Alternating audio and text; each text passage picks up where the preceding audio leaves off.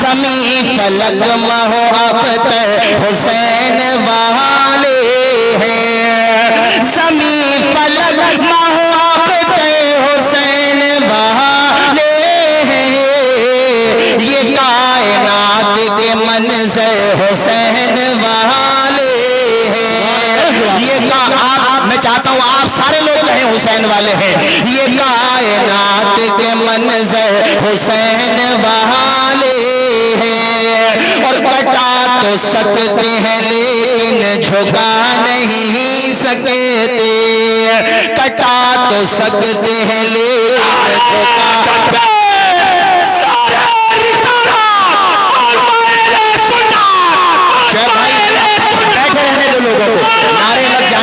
شیخ بھائی ماشاءاللہ بھی لگائیں نعرہ، بیٹھے رہنے دو لوگوں کو، آپ کلام سنیے انشاءاللہ فوراً پیش کر دیا جائے گا، آپ سارے لوگ کلام سنیے۔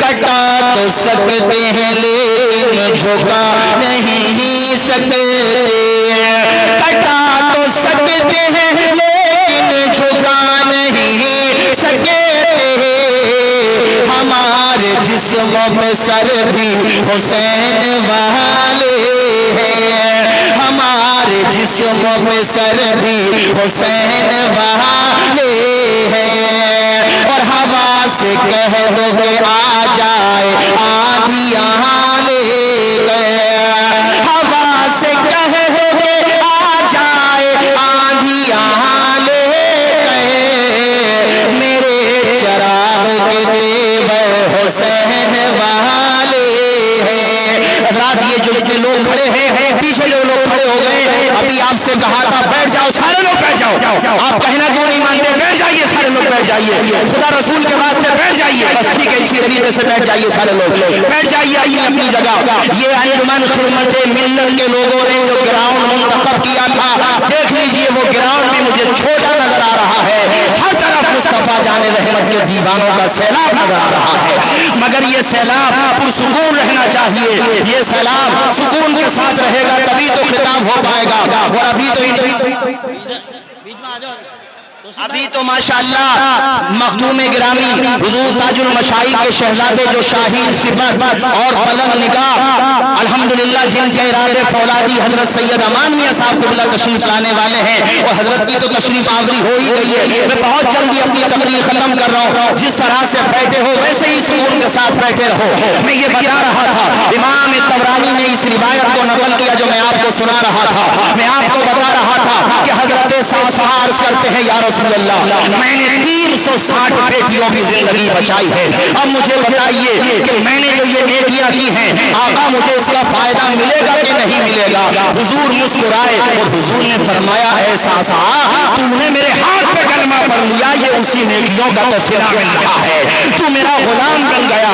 گویا کہ ہم مسکرا کر کے حضرت صحابہ جو کہہ رہے تھے ان کے دل کی جو آواز تھی، ان کے جو نظریات تھے، اس کو دو مصروں میں سنیے، ان کو دو مصروں میں سنیے کہ فضل رب العلا اور کیا چاہیے، مل گئے مصطفیٰ اور کیا چاہیے، حضور کا دامن۔ یہ میں رحم دلی کے حوالے سے سنا رہا تھا، آخری واقعہ پھر میری تقریر ختم۔ سیر و اعلام النبلاء میں امام ذہبی اس روایت کو لے کر کے آئے ہیں کہ جب حضرت امام زین العابدین، بولیے کون ہے زین العابدین؟ امام حسین کے شہزادے، زور سے بولیے کس کے شہزادے؟ امام علی بن حسین جن کا لقب ہے زین العابدین۔ جب آپ کا وصال ہو گیا اور آپ کو غسال نے نہلایا تو آپ کی پشت ادھر پر وزن اٹھانے کے نشانات دیکھے گئے۔ بعد میں یہ بات باہر ذکر میں آ گئی اور پورے مدینے میں یہ بات پھیل گئی کہ آخر حضرت امام زین العابدین کی پشت ادھر پر وزن اٹھانے کے نشانات کیسے تھے؟ یہ بات جب زیادہ پھیلی تو امام زین العابدین کے جو خادم خاص تھے انہوں نے کہا کہ حضرت نے تو منع کیا تھا کہ راز فاش نہ ہونا چاہیے، مگر چونکہ اب بات دور دور تک پھیل چکی ہے کہ امام حسین کے شہزادے شیر خدا کے پوتے حضرت امام زین العابدین کی پشت اتھر پر آخر یہ وزن اٹھانے کے نشانات کیسے ہیں؟ اب یہ بات جب پھیل بھی گئی ہے تو سنو، دراصل بات یہ ہے جب مدینہ کے تمام لوگ اپنے اپنے مکانوں میں جا کے سو جاتے تھے، اللہ اکبر، جب بچے بچیاں مرد عورت چھوٹے بڑے سب محو خواب ہو جاتے تھے، رات کا آخری پہر ہوتا تھا یا رات آدھی رات کے بعد حضرت امام حسین کے شہزادے امام زین العابدین اپنی پشت اتھر پر راشن کٹ یعنی راشن کو پیک کر کے کھانے پینے کا سامان پیک کر کے اپنی پشت اتھر پہ لے جاتے اور ان کے گھروں کی چوکھٹ پہ رکھ کے آ جاتے تھے۔ صبح کو جب وہ گھر والے اٹھتے تھے حیرت کی انتہا نہیں رہتی تھی، آخر کون ہے جو رات کے اندھیرے میں ہماری مدد کر کے چلا گیا؟ اللہ اکبر۔ بعد میں ایسے پریواروں کو شمار کیا گیا کہ ایسے پریوار کتنے تھے جو حضرت امام زین العابدین کی خفیہ مدد سے چل رہے تھے، جن کے گھر کے چولہے حضرت امام کی امداد سے چلا کرتے تھے، آپ کی خیرات سے چلا کرتے تھے، آپ کی قد و کاوش کے ساتھ چلا کرتے تھے۔ اللہ اکبر۔ کتابوں میں لکھا ہوا ہے کہ اس طرح کے پریوار مدینہ شریف کے اندر 100 پریوار تھے جن کے گھروں کا چولہا علی کے پوتے امام زین العابدین کی امداد سے چل رہا تھا۔ محرم آ رہا ہے میرے ساتھیوں، بلکہ آ گیا ہے، آج چاند ہو گیا ہے۔ تمہیں 3 یا 4 پیغام دے کر کے میں آپ حضرات سے رخصتی چاہوں گا۔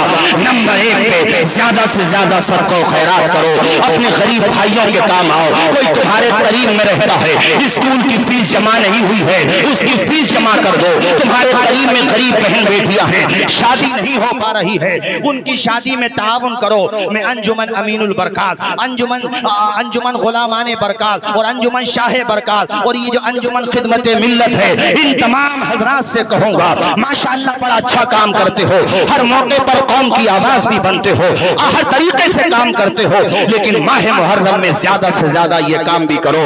ارے کسی غریب کے لبوں پہ مسکراہٹوں کے گلاب تم نے کھلا دیے، کربلا میں امام علی مقام کی روح پاک خوش ہو جائے گی۔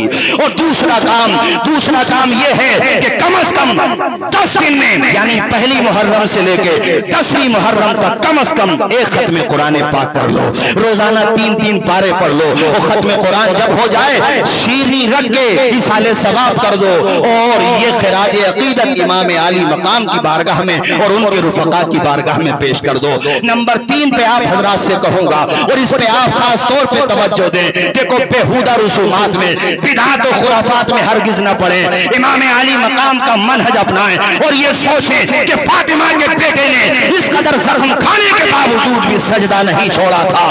ہم کیسے حسینی ہیں کہ شب عاشورہ میں بھی اور عاشورے کے دن بھی ہم مسجدوں کا رخ نہیں کرتے۔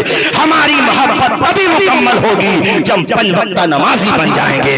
ارے میں تو یہ کہتا ہوں 5 وقتہ نمازیں تو پڑھنا ہی ہے، مگر کم از کم ماہ محرم میں تہجد کے سجدے بھی کرنے لگے۔ جب ماہ محرم میں کرنے لگیں گے تو انشاءاللہ باقی کے مہینے میں کرنے لگیں گے انشاءاللہ۔ امام کی محبت اپنے دل میں بسائیں، امام سے پیار کریں۔ اور میرے ساتھیوں نمبر 4 پہ آپ حضرات سے یہ بات کہوں گا اور یہ بات آپ سے اس لیے کہوں گا کہ گھر پہ جا کر آخری بات ہے، پھر میں گفتگو ختم کرتا ہوں، گھر پہ جا کے اپنی بہن بیٹیوں کو یہ پیغام دے دیں اور ہماری جو بہنیں بیٹیاں مائیں یہاں پر موجود ہیں وہ بھی اس بات کو سنیں۔ حضرت تشریف فرمائے ماشاءاللہ، پورے بھارت میں جاتے ہیں بلکہ ادر کنٹریز بھی جاتے ہیں ماشاءاللہ، ادر کنٹری بھی جاتے ہیں، راجکوٹ میں، جام نگر میں اور گجرات کے دیگر خطوں میں میرے استاذ گرامی حضرت مفتی زاہد علی سلامی صاحب قبلہ تعالی اللہ عمرہ وزید مجد حضرت کا بھی ادھر کافی دورہ ہوتا ہے۔ ادھر میں نے ایک بات دیکھی، تب میں نے سوچا کہ ہم اپنے سنبھل میں بتائیں گے، دیگر جگہوں پہ بھی بتائیں گے کہ ماہ محرم میں وہاں کی عورتیں ایک پریوار کی، پورے محلے کی یا کم از کم ایک گھر کی ایک ساتھ جمع ہو کر کے اللہ کی توفیق سے تسبیح فاطمہ کا ورد کرتی ہیں۔ بولو سبحان اللہ۔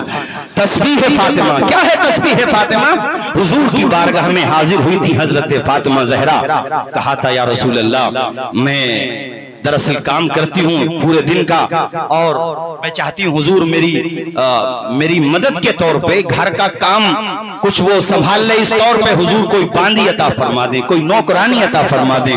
حضور نے فرمایا بیٹی میں اس سے اچھی بات نہ بتاؤں تمہیں؟ کہا یا رسول اللہ میرے والد ماجد جی فرمائیں۔ حضور نے کہا بیٹی 33 مرتبہ سبحان اللہ بولیے، آپ بھی بولیے نا سبحان اللہ۔ کتنی مرتبہ؟ اونچا بولیے کتنی مرتبہ؟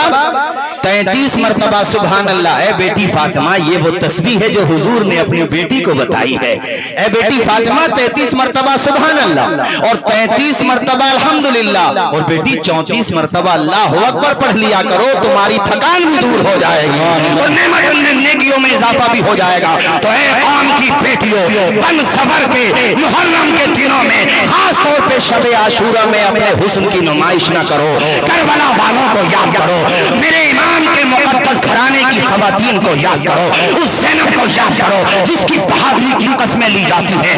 وہ زینب اللہ اکبر کے نانا کے نواسے نے مصلی نہیں چھوڑا، سرپن سے جدا ہو گیا، سجدہ نہیں چھوڑا، دربار میں بولی بھی تو لہجے میں علی کے، زینب نے کسی حال میں پردہ نہیں چھوڑا۔